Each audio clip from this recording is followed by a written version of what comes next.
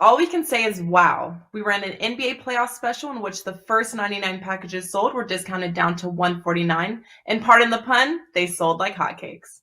Well, NHL fans, do not fret, as we are not only matching that offer, but we are actually making it better. Starting Monday, April 25th, the first 99 packages sold using the code PUCK149 will not only get the entire NHL playoffs for only $149, but they will also get the rest of the regular season for free. That means that you can get over 2 months of NHL through the Stanley Cup Finals for under $19 per week. That's paying less than one single play package regularly priced at $25. Do not get shut out, as coupon code PUCK149 is good at both WagerTalk and Sports Memo and only will be available for the first 99 packages sold, but you may use this code to purchase more than one NHL playoff package.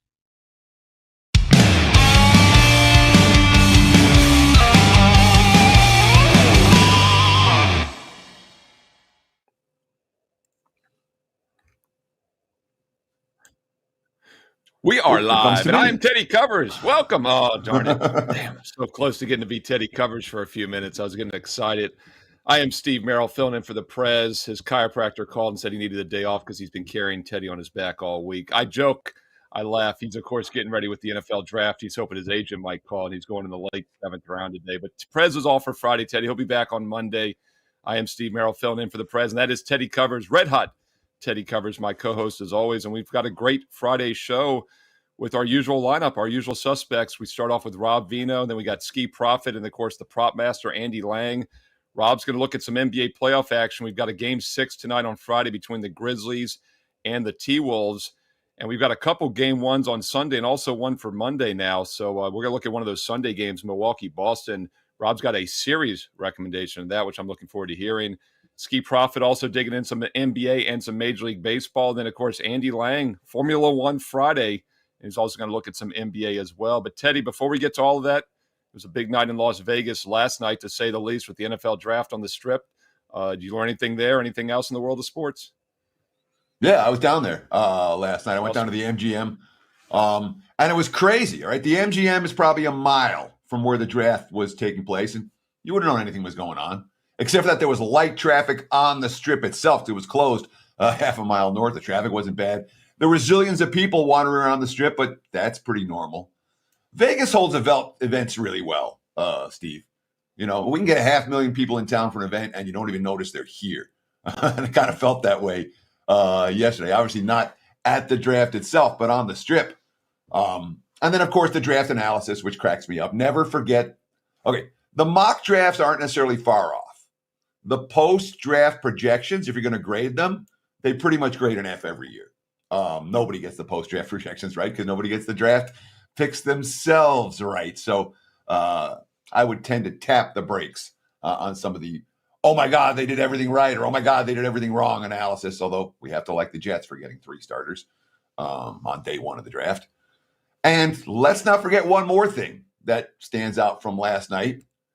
Probably the single worst night of 2022 for the sports books, both here in Las Vegas and especially around the country with the draft props that are bigger than they are here in town. They got killed on the NFL draft again. The sharp money nailed just about everything. And then on top of that, MLB favorites went 11-1 yesterday. There was one pick 'em. NBA favorites went 3-0 last night. So books got killed in the draft. Chalk covered all over the board. Sportsbook directors not in a particularly good mood on a Friday morning. What about you, Steve? What did you learn last night? Yeah, as far as the NFL draft, I mean, obviously it was very interesting to see only one quarterback go number 20 overall. I actually agree with Pickett. I thought he was the best. I thought that was a good pick by the Steelers. He stays in his hometown. It'll be interesting. But, you know, from a handicapping perspective, I don't really get much out of the draft. I watch it more as a sports fan.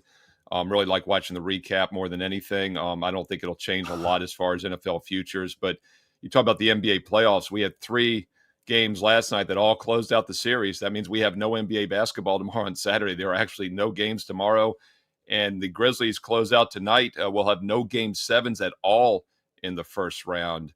And we start, as I said, round 2 on Sunday and Monday. I'll be on NBA tip-off at 4 o'clock Eastern today talking more about tonight's game. But, Teddy, real quick on this first round, play out like you thought. You know, we talked about maybe more parity than ever, yet it looks like we might not have a Game 7 at all in the first round.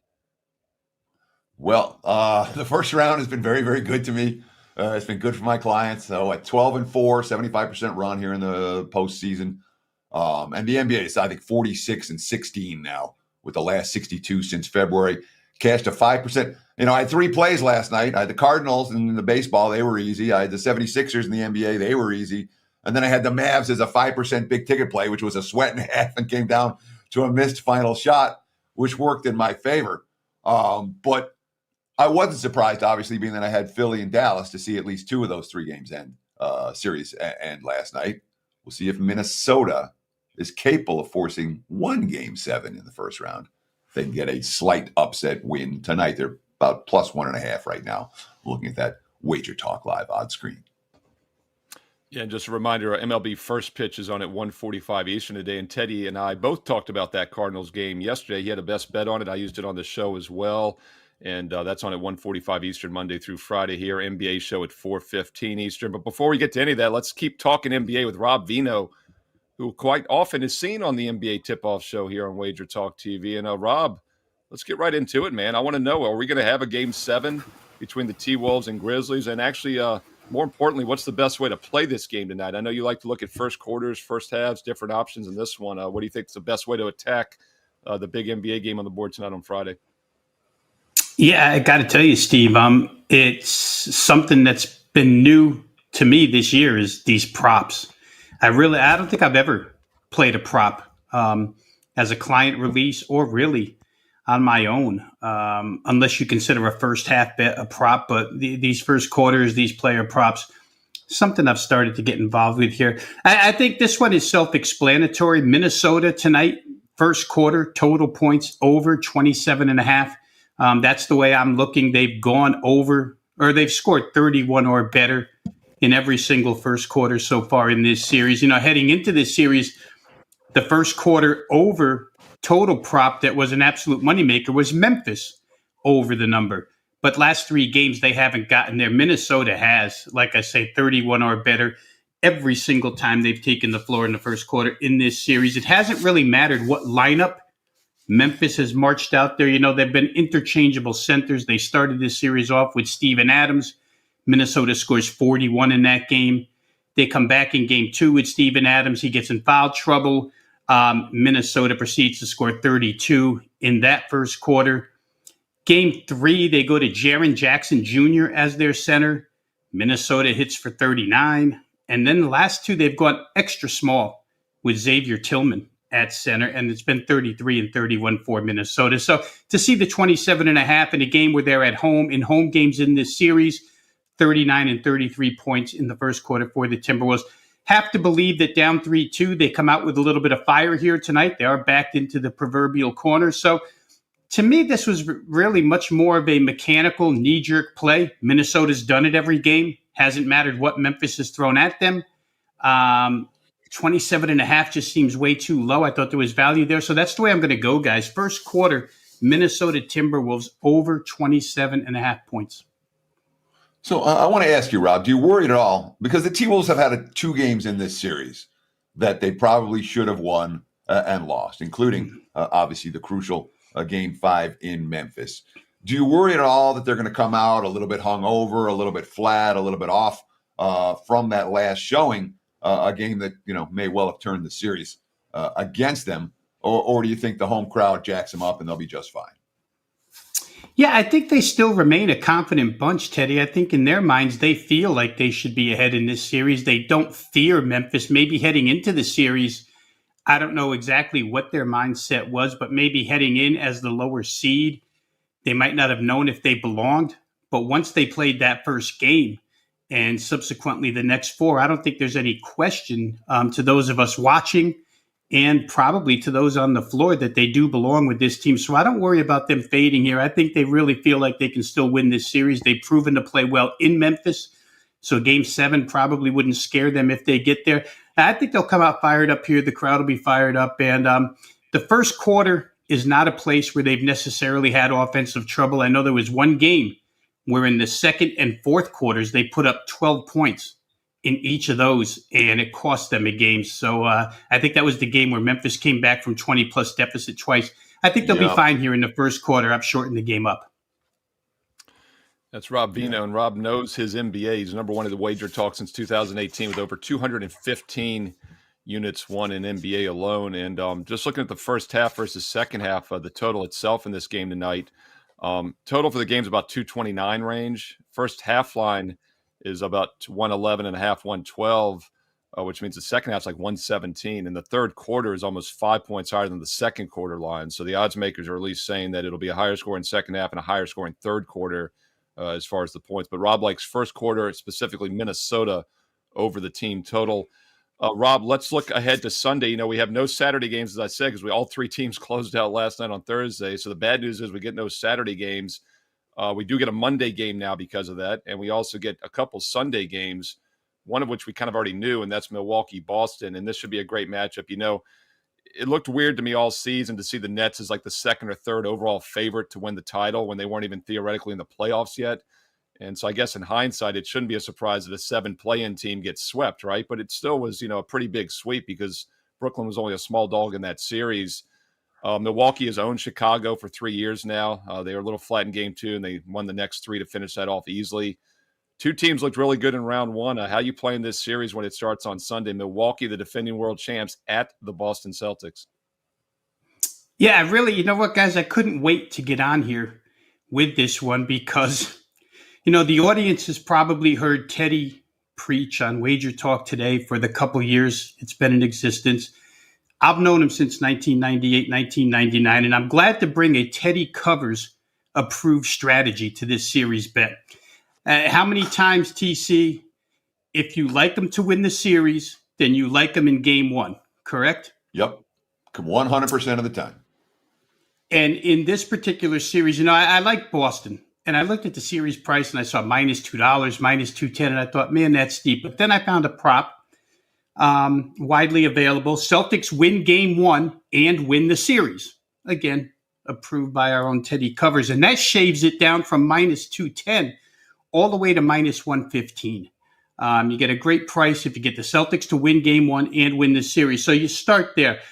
I think that, you know, first of all, with the better price, you have to worry now if you lose game 1, right? If you lose game 1, that ticket gets ripped up and you're in, you know, you're out that particular amount of money. But, you know, as you go on in the series, you have to ask yourself, if Milwaukee wins game 1, do you think Boston can sweep the next 4, including 2 on Milwaukee's home floor, which I don't. I think Milwaukee would probably win one of those games. But if you still like Boston, even after a first game loss, and you come back with Celtics to win in 6, Celtics to win in 7, both of those bets right now currently sit at plus 450 and plus 375. If Boston loses game 1, those numbers aren't going down. So you can actually come back. If you were to lose your game 1 bet and you still like the Celtics, you can play them to win in 6, to win in 7. And if either one hits, you're going to make money off of this thing. So I think that's a great backup plan there. I do think Boston wins, guys, for a multitude of reasons. A, they have the home floor in this particular series. That helps. But the Chris Middleton injury, I think that comes back to sting Milwaukee a little bit here. It didn't really sting them in the Chicago series.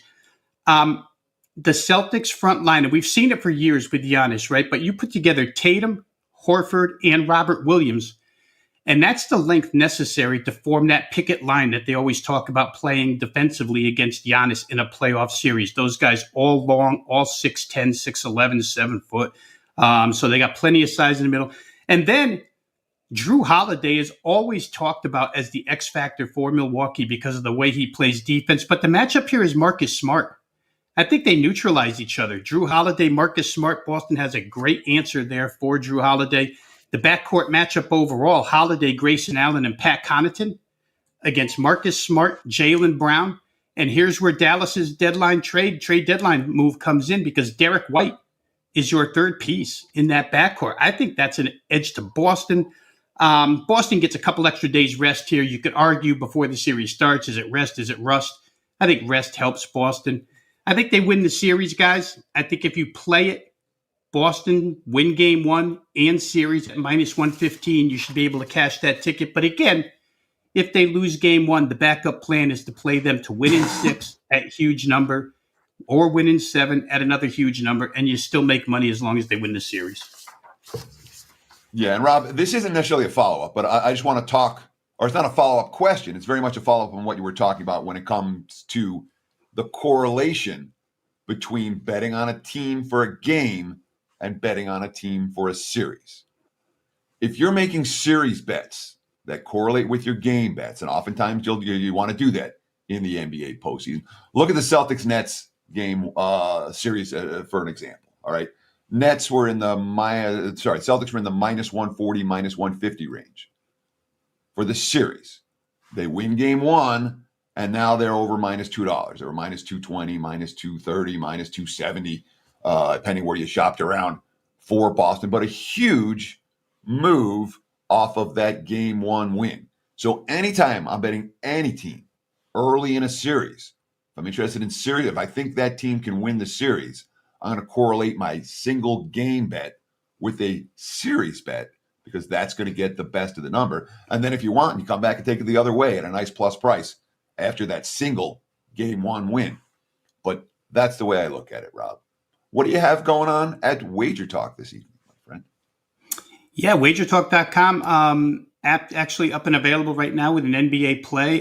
There's going to be a couple of USFL releases as well for the audience out there. If you are interested in the Spring Football League, WagerTalk actually does a show that I'm part of on Thursday afternoons at 3 p.m. Drew Martin, Tony Mejia, Adam Trigger, all really good, knowledgeable USFL guys. It's been a good start for me through a couple of weeks, 2-0 plus money here.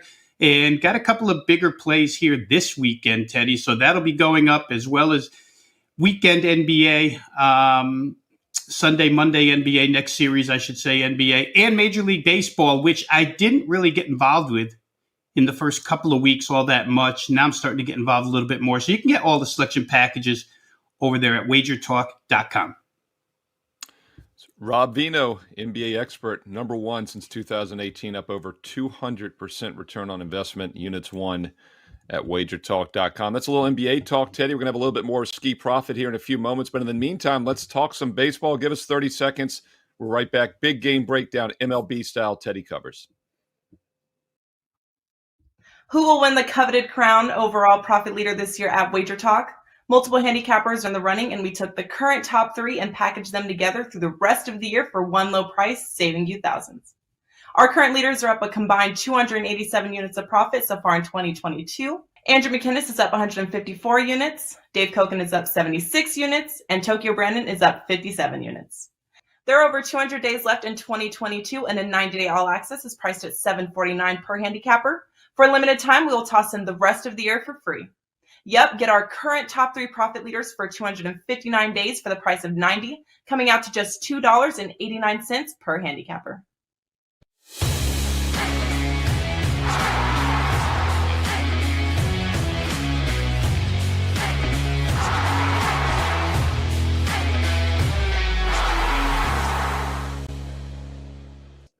It is time for today's big game breakdown. Let's go to Chicago, the south side of Chicago, and take a look at the White Sox and the Angels. Right now, look at the WagerTalk live odds screen. I'm seeing the White Sox in the minus 125, minus 130 range at home. Total 7, a little bit of juice to the over in this one. Let me start with this, all right? White Sox stink right now. All right. They rank number 27 out of 30 MLB teams in early season profitability. And you know what? You don't want to be lumped in with those bottom 3. That's the 3-16 Reds, the 6-15 8-game losing streak Nats, and the 6-win Rangers, all last place teams. That's who Chicago, the White Sox, are lumped with when it comes to early season profitability. Bottom feeders. Those teams are all supposed to be bad. Nats, Rangers, Reds. None of them are supposed to be good. The White Sox are supposed to be a first-place team, but they're not, at least right now, but they're still priced that way. I'm not a guy that makes fun of, is looking for senility jokes and let's make fun of the old people, but Tony La Russa's rough right now. If you watch his post-game pressers, he's not a guy I'm comfortable managing my team. I'll just put it that way. The injuries are a big early season problem. Makata's out, Mercedes, Jimenez all out, Luis Robert maybe today with a groin injury. Bobby Abreu's only hitting 206. Grandel's below the Mendoza line. They're not hitting. They got injuries. The Angels are actually pretty good. Syndergaard's bet on all the way. Giolito, he hasn't thrown more than 4 innings in any start so far this season. Maybe get stretched out a little bit today, but I think the wrong team's favored here. Angels are playing good baseball. The White Sox aren't. Give me LA at the plus price. This is a client play for me this evening. And it's a play for you guys as well. There's my big game breakdown. Back to you, Mr. Merrill. Nice little free client play from Teddy Covers, who's on a mere 40-18, almost a 70% all sports run the past couple months, and he gave you one free here. And more importantly, Teddy has an MLB run line blowout. And I know, Teddy, we've been talking about these favorites continue to crush and cover. You had the Cardinals last night. I mentioned it as well on the baseball show. And he's got a run line blowout in MLB. That's Teddy Covers, WagerTalk.com. Mere 40-18 all sports run. Another guy that's pretty good when it comes to the NBA playoffs. We just had Rob Veno on, but Skee Profit's pretty good as well. We can see him on the NBA tip-off show as well at 4:15 Eastern during the week here on Wager Talk TV and also on Jay Money's NBA show on YouTube as well. And we'll bring Skee on here. Skee's on a 65% NBA totals run in the playoffs. Also does a little baseball, Skee. You're quietly on almost a 60% MLB run. Going to look at a little baseball in a second, though. But first, let's continue the NBA talk that we started with Rob here. And we do have a Game 6 tonight between the Grizzlies and the T-Wolves. And by the way, about an 85% chance that Memphis wins either tonight or Game 7 on Sunday. So about an 85% chance the Grizzlies will be playing the Warriors in the next round. T-Wolves still alive for now. Rob looked at first quarter over points for the T-Wolves at home. Maybe give us a player prop, Skee. Who's somebody you're looking at tonight in this big Game 6? There's actually a lot of things I like in this game. But for the player prop, it's kind of a if it ain't broke, don't fix it kind of thing. They've raised this number. To start the series, it was more like 7.5. We were playing it there. They raised it to 8.5. We played it there at cash. Now it's up to 9.5 at plus 115. And that's going to be John Morant over his assists. He's averaging 10.5 assists so far in this series. He's hit this number or surpassed this number 3 out of the 5 games. Minnesota on the year, they allowed the 4th most assists. So I just think it continues. And just to, some more things I like, pile on what Rob said, it was Grizzlies' first quarter team total for a while, and it switched to Minnesota. But one thing that's been consistent, number 1, number 2, first quarter scoring teams. And you see every first quarter so far in this series has got to 60 points at least. Today, the first quarter total is back down to 56. They raised it up to 60 last game and it pushed. But back down to 56, I have to go up and over at that number. And no secret, I've been talking about it for a while. I'm heavily invested in the Grizzlies. I've cashed. I got them plus 1.5, so that's cashed. I have them as a series bet, and I have them minus 1.5. So I'll be happy with the Grizzlies win tonight. I'm sure you will with that investment. Let me ask you this, Skee. You're talking about first quarter overs. You're talking about, especially with the total adjusted down. We're talking about John Morant over in assists. Does this correlate with a full game over? Is this a game, in a series that has seen 3 unders, 2 overs so far? And I still feel lucky to cash the under in Game 5 that didn't go to overtime. But do you think that the plays you like correlate with an over tonight? Would you look over the total after Game 5 under cashed with a little bit of room to spare? I would say both of the overs that I like could cash and the full game could stay under. I feel like we've seen, the fourth quarters or just the second halves in general slow down. I've seen that all year from Memphis. They come out, they put up 35, 40 points in the first quarter and then maybe just take their foot off the gas. So like you said, the totals have gone down every single game. They continue to go under. I won't be playing a full game over. You got to get in and get out with this one. That's Skee Profit, and he's on I misspoke, 66% NBA totals run in the playoffs. And Skee, you're hitting almost 60% in baseball as well at WagerTalk.com. And want to talk a little baseball with you here. Pretty good series this weekend. Astros, Blue Jays, definitely 2 contenders in the American League. You got the former AL champs there with the Astros as a road dog at Toronto. The one that jumped out to me, though, 8.5 is a pretty low total for 2 capable offensive teams. And I say capable because the Astros actually have not been a very good offensive team this year. Betting just 209 as a team, 3.5 runs a game. But I do think they're still very capable. Obviously, the Blue Jays can explode at any point, over 5 runs a game at home. How are you playing this one tonight, Astros at Blue Jays? Yeah, a couple of different ways. Astros are definitely capable, and especially when they're facing Kikuchi. This has been a guy that I faded for the past, I think, maybe 3 years. Just looking at his stats, Kikuchi as a starter, he's 31 and 42 straight up, 42.5%. Overs are 42 and 29, 59.2%. And so it's just a matter every single time I see him out there, whether I want to bet the other team or bet the total. In this one, the Astros are a team that's had his numbers last 9 games. They're averaging 6.1 runs in the games that he started. So I thought maybe I want to go Astros team total, but I just feel like you said, they haven't really been hitting that well. But at the same time, I feel like they can hit Kikuchi. Urquidy is not a guy that I really trust that much. And I think that, Toronto can maybe score a couple on him. So I went full game over 8.5. And I also took the Astros on the money line at plus 106. I think they both can win for sure. You'll split, in my opinion, but that's what I like. The Jays so far this season, they're 0-3 when Kikuchi's out there on the mound. I think it's 0-4 after this game. So you talked about the Astros' offensive struggles, and they're real. Houston has not hit the baseball well so far this season. They've scored more than 5 only once in their last 9 games. They've scored 3 or less 6 times during that span. Does Houston's offensive early season struggles concern you at all in a matchup against a Blue Jays team that, they can hit? They can hit anybody. So talk to me about Houston's offense right now.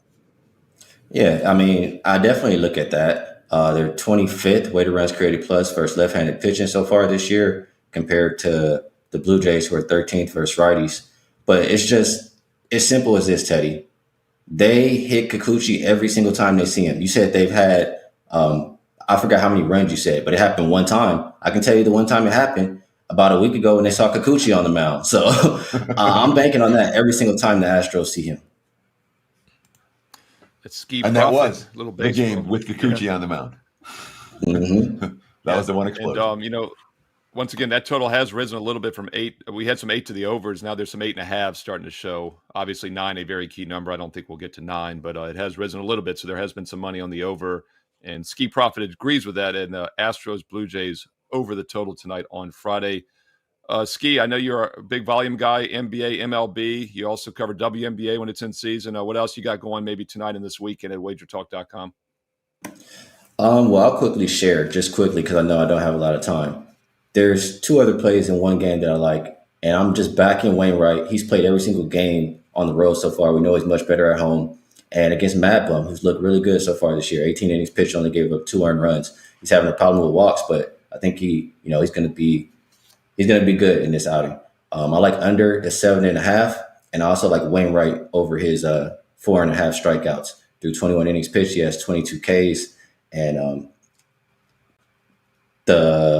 blanking out, but he's going up against a team with the second highest strikeout rate versus right-handed pitchers. So like those 2 plays, like you said, I'm a high volume guy. I have a lot of plays tonight. Good luck to everybody, and thanks for having me. Hey, Skee, just real quick, that total. Arizona Diamondbacks, that's the worst team in baseball. right, Teddy? Well, Teddy faded them last night with success with the Cardinals. But Skee, that total's down at 7 right now with Arizona St. Louis. Do you still like it at 7? Under the 7.5 is pretty much gone now. I do. I still would play it at 7. I was watching it all morning. I was going to play it at 7, and then a couple of books moved to 7.5. Maybe it's back down now. So I still like it.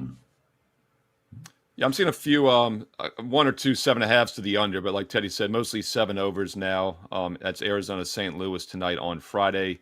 And as Teddy and I both pointed out yesterday on the baseball show, Arizona scored 8 runs on 6 hits in their back-to-back upsets of the Dodgers. 2 of the most misleading wins you'll probably see all season in baseball. So that's definitely a series I'm keeping an eye on. Skee, thanks. Great to get some baseball and always basketball from you, my man. And you check out Skee Profit at WagerTalk.com. He'll have his best bets up this afternoon on Friday.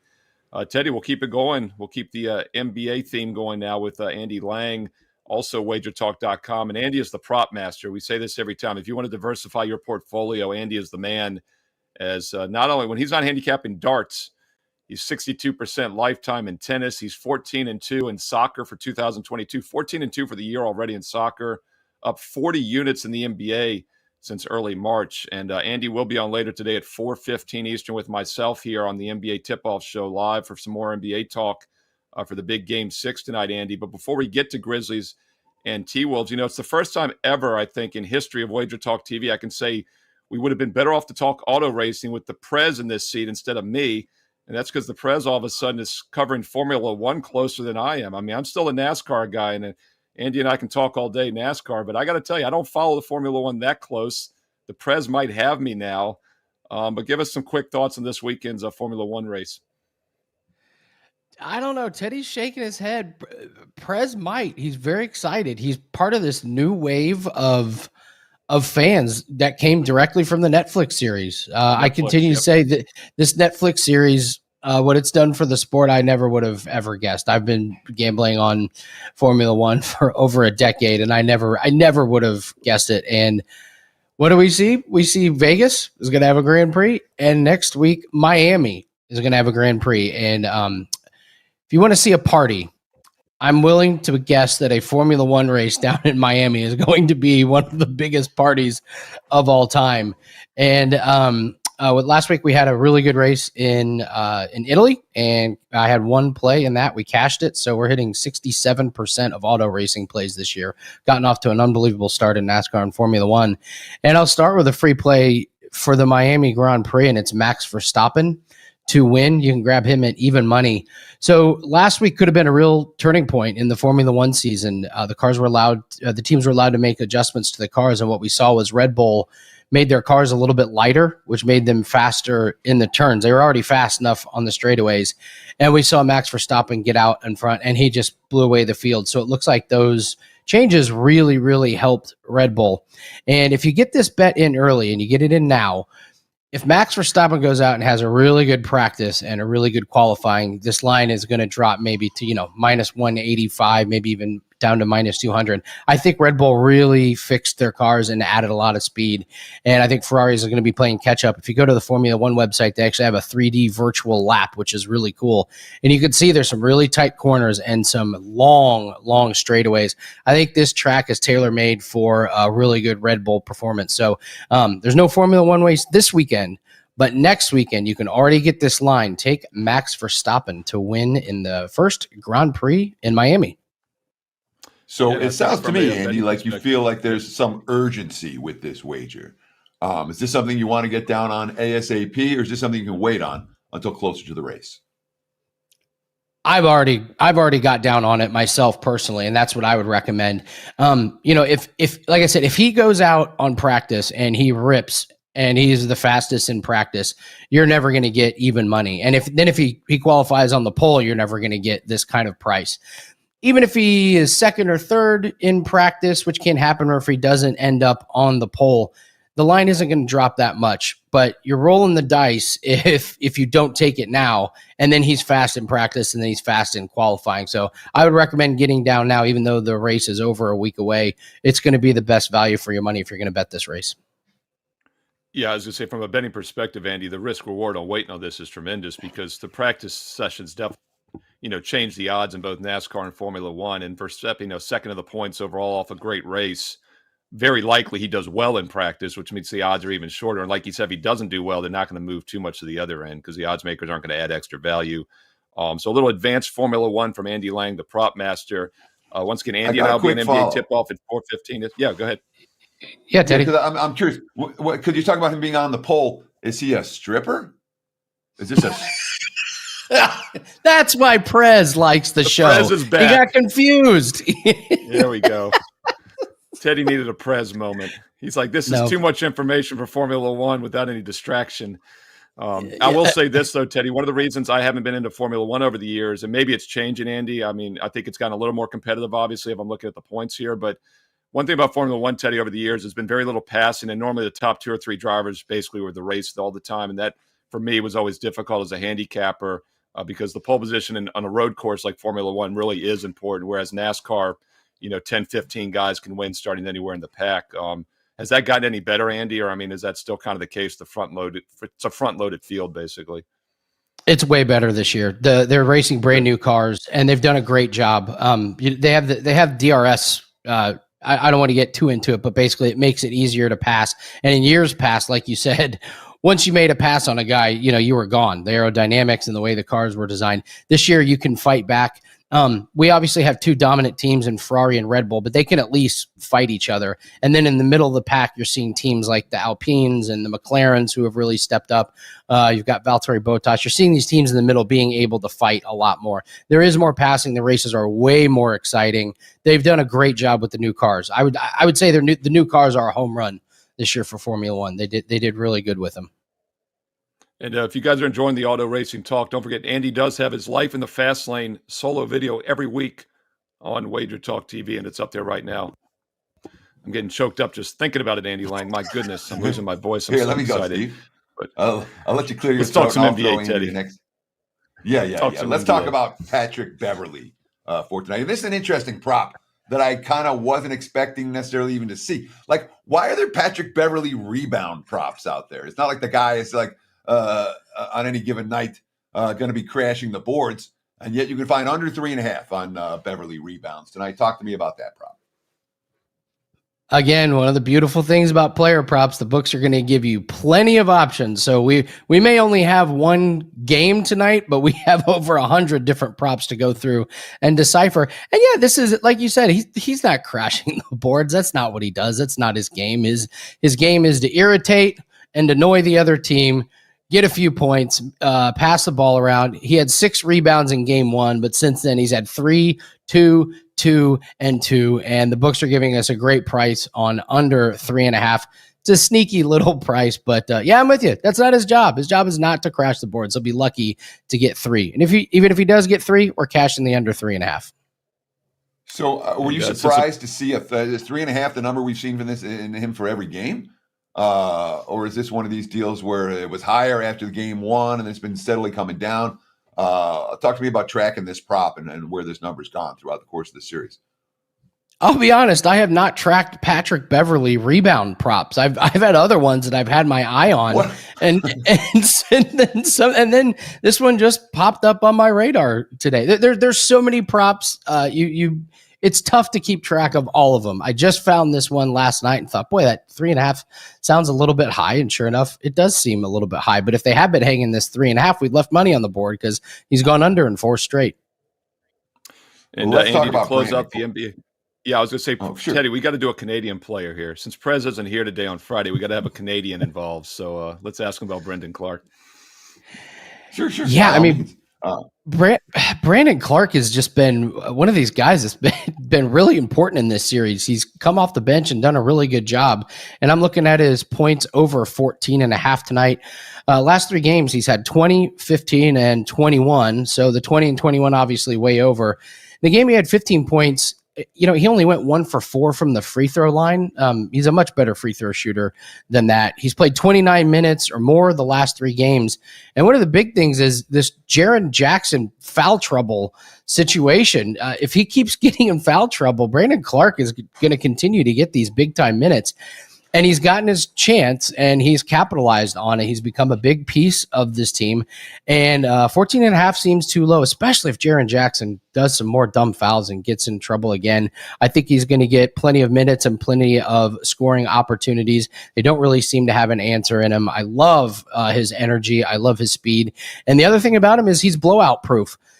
If the game gets out of hand, which I do not expect, but anything can happen. Whether one team is up big, he still plays in the 4th quarter. So you're going to get minutes from him and production from him late in the game. This isn't like a starter that may sit and you end up coming under because they don't play in the 4th quarter. He's going to get his minutes throughout the game. I love him over 14.5 points today. So I guess I have 2 follows here, Andy. First, this is a guy who was 6th on the team in scoring in the regular season. Now he started on the team in the postseason. Do you worry that now that the total's getting better, now we're talking about 14.5 on Brandon Clark. We weren't talking about 14.5 on Brandon Clark to open the series. Are you worried this number's getting away from us a little bit? And the second question that I have with Brandon Clark is that you can make an argument that he was the difference in game 5. He won the game for Memphis. Do you think that Minnesota maybe puts together a different defensive game plan after getting ripped by Brandon Clark in each of the last 3 games, costing them the last one in particular. I do not have faith that Minnesota can put together a competent defensive game plan. I don't think they have the pieces for it. And it's really hard to plan for a guy coming off the bench. That's a good thing about having a guy like Clark. He can come in at odd times. You can shift your lineups. He's a really valuable piece to him. And you mentioned the number and the total here. I actually think we're getting value because, in the playoffs, the coaches are going to play who gets the job done. And he's proven to be a valuable piece. So I actually think the number hasn't come up far enough. I thought we would get 15.5 points on this one. So I'm happy to take over 14.5. I think they rely on him again. They trust him. His teammates trust him. So I'm happy to lay over on 14.5. That's Andy Lang, the prop master, WagerTalk.com. And once again, Andy's Life in the Fast Lane, NASCAR and Formula One videos available right now on WagerTalk TV for this week. And we have a Dover race for NASCAR this Sunday, a very good handicappable 1-mile concrete track. So it's one of the better ones to handicap. And then, of course, Andy will be back on here in a few hours at 4:15 Eastern with myself, Tony Mejia, and Joe Ranieri for NBA Tip-Off to talk more in depth on this Game 6. I'm thinking we'll probably look at some of the Sunday, Monday Game 1s for the next round as well, Andy. Before I talk to you in a few hours, what else you got going on at WagerTalk.com for Friday and this weekend? Saving my best player prop for tonight, and it's a 5%er. There's one that sticks out to me above the rest. So we're going to make it a 5% play. It is up on WagerTalk.com right now, coming off of 3 really good days in the NBA. We cashed Bojan Bogdanovic under 25.5 points, rebounds, and assists. He had 24 before that wide open 3 at the end of the game. You want to talk about my heart just skipping 3 beats. Me and you both. Okay. He got the wide open look, and even before you could just see the play set up in slow motion, and then he just gets that wide open look and clang. So we cash it. Teddy, congratulations on catching that one. So hopefully this one tonight is not much of a sweat. But hey, sometimes you gotta win the really close ones. But we're looking forward to cashing the 5% tonight.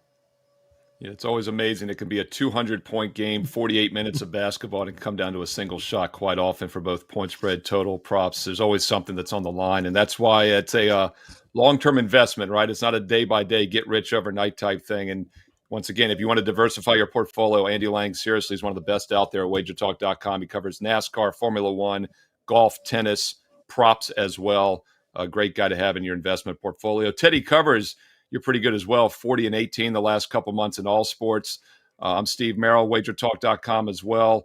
Over 70 units in NBA sides alone. MLB run lines over 70 units, 70% since last year. I mean, baseball and basketball is here, guys. Still a great time to make money before the NFL and college football starts in a few months. And Teddy, enjoyed doing the show with you today on Friday. Thanks to Skee, Andy, and Rob, of course. And Prez will be back on Monday. In the meantime, Teddy, get some rest. Have a great week and take us home. Yeah, 40-18. You're selling me short, man. I'm 87-43 the last 130 since February. That is a longer-term investment. See, that's a good example, though. It's a lower percentage, but more units won, right? And that's exactly what we're talking about. Sure. If anytime I can hit 67% over a 2-month span, I'll take it. I'm happy. The clients are happy, and hopefully you out there in viewer land are happy as well. Thanks for spending time with us here on a Friday. We'll do it again on Monday, every weekday, right here at 9 a.m. on the left coast, noon for you back east. Enjoy the weekend, enjoy the games, and good luck. We'll see you on Monday.